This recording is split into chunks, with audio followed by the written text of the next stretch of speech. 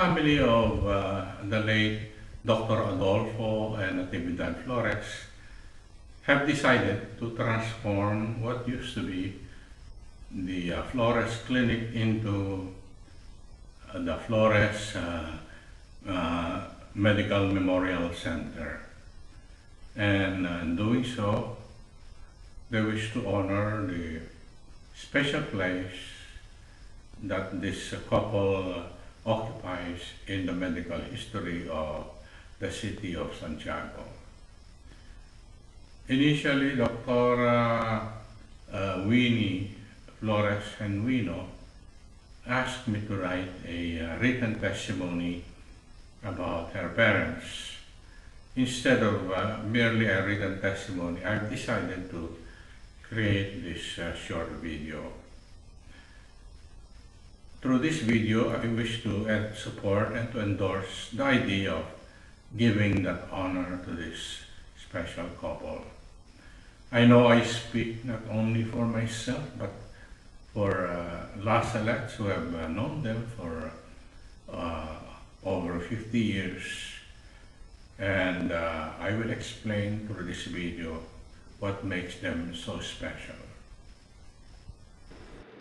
A few years have gone by since Dr. Adolfo Flores and later Dr. Natividad Sevilla Flores passed away, but neither time nor the passing of generations diminished the achievement and the stature they attained in their lifetimes. As someone who had known them for more than 50 years, I have been a witness to what they were. Santiago City and all its citizens do well in honoring the names of these two doctors for a long, long time. For many years, when you said the word doctor in Santiago, the first person to come to mind was Dr. Flores. Numberless patients had come under their care and owed their recovery to them. I wonder how many patients would have lived much longer if there were not a great surgical team who saved lives that were sometimes on the brink of death. For many years, the Flores Clinic was one of those institutions that everyone recognized, as much as people knew the church, the school, municipal government, and other institutions. People from all over Isabela came to be treated by Dr. Flores. He was a real professional, a very cool-headed doctor who did not panic even when people were in danger of death. Even I, my own family, come from Jones, Isabela, from 20 kilometers away from Santiago City, would be brought to Santiago when the doctors in Jones could not handle them.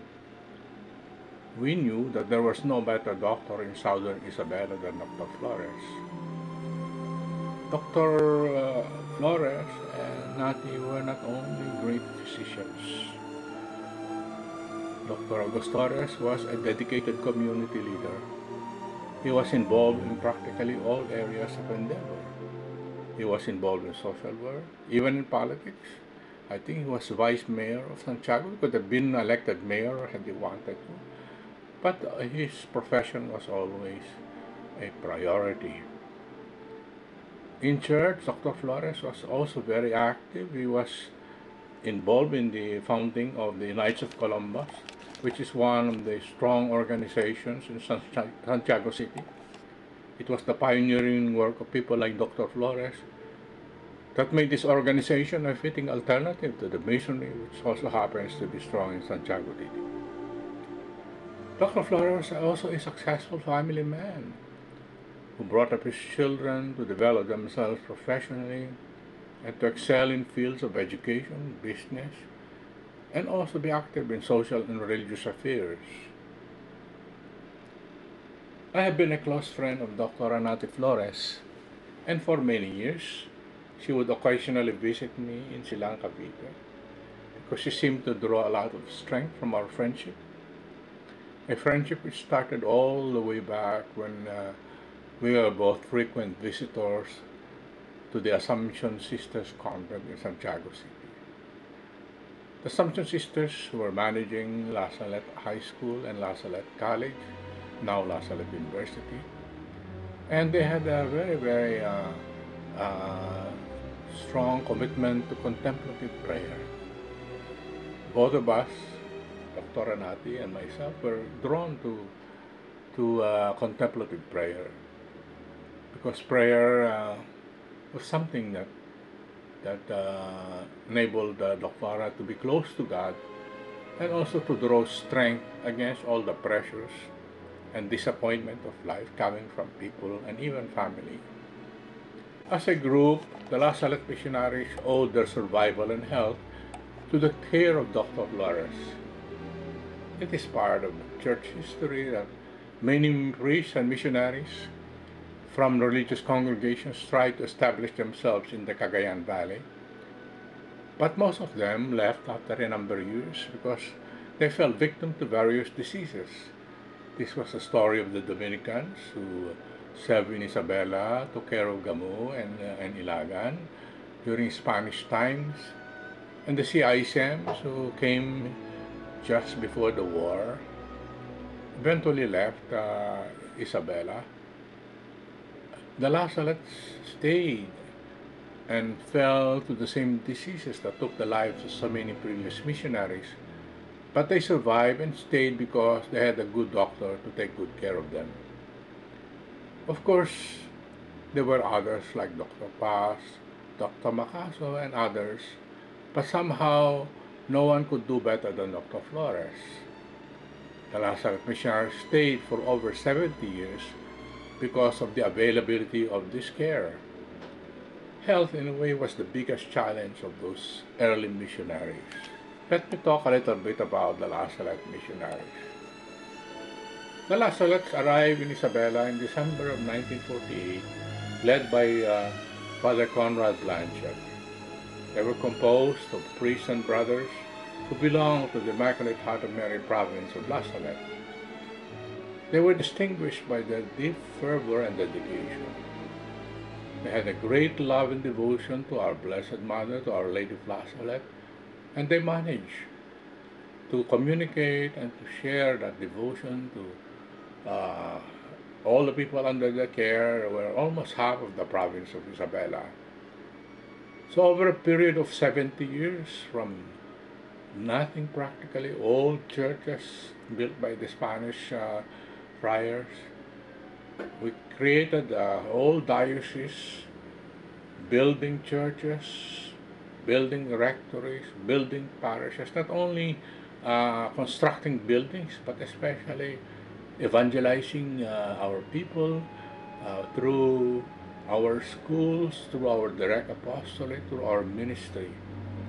And as of today, the district that used to be under the La Salette care is now a thriving part of the Diocese of Ilagan. La Salette in the Philippines have so much to show. These schools in 9 different towns, all these people who have known La Salette, who have gone through our La Salette schools. But La Salette also in the Philippines have one signal achievement in the La Salette congregation. That is, we founded a province, Inanang Pag-asa province, which was to carry the mission of La Salette to various countries. In Asia, for instance, we went to India, Myanmar, Indonesia.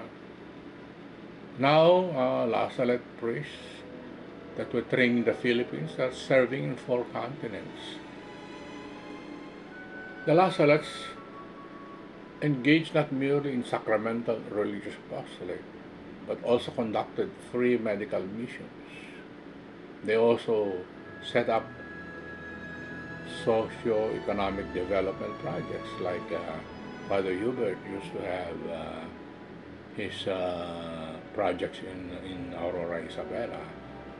We also had different institutions that take care of lepers, of political refugees, of the needs of poor people.